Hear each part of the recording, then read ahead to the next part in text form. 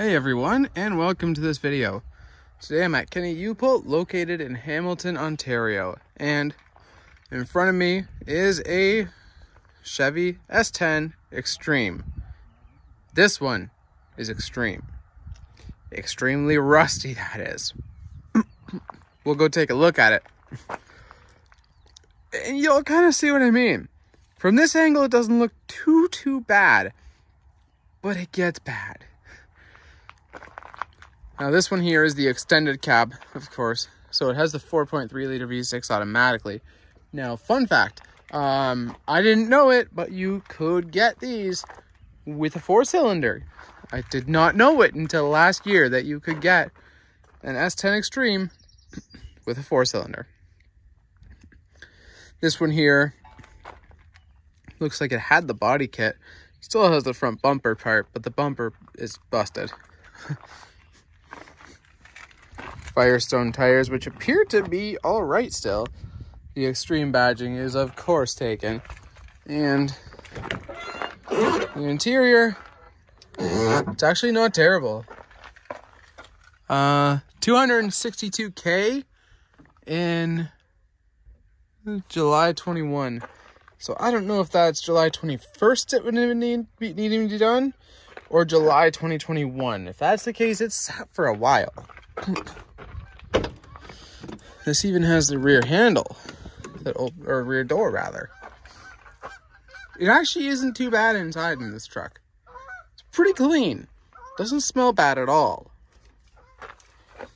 And as you can see, it was oil sprayed. That might be why it smells okay. But as you can see back here, there's some pretty extensive rust.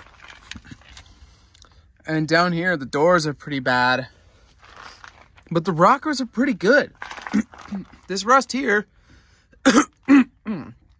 excuse me, that is just mostly the backing that held the body kit on. The bed is, of course, half fiberglass. So this bottom portion is fiberglass, and the upper portion is metal.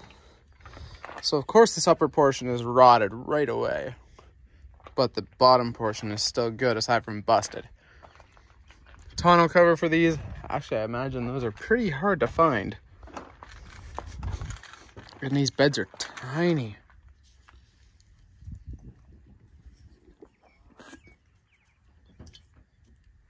I think they might be like 3.5 feet wide at best.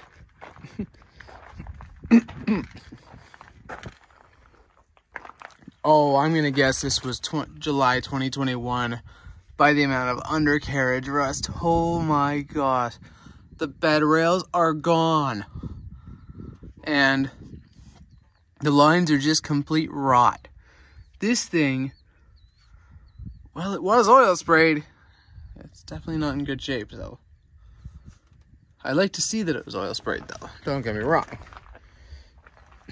But it did have some fender flareage, which would actually explain the rust issues here. Because when you cover it with plastic and oil doesn't get sprayed in behind, you don't know till it's gone. The tailgate is surprisingly kind of intact. Once again, it's just the cab itself might actually be savable, but everything else is pretty well junk. And these are those plastic caps that, if I feel under them, yeah, there's really nothing there. The fenders are gone underneath. Header panel is pretty rusty too, but that's pretty typical of trucks in the north.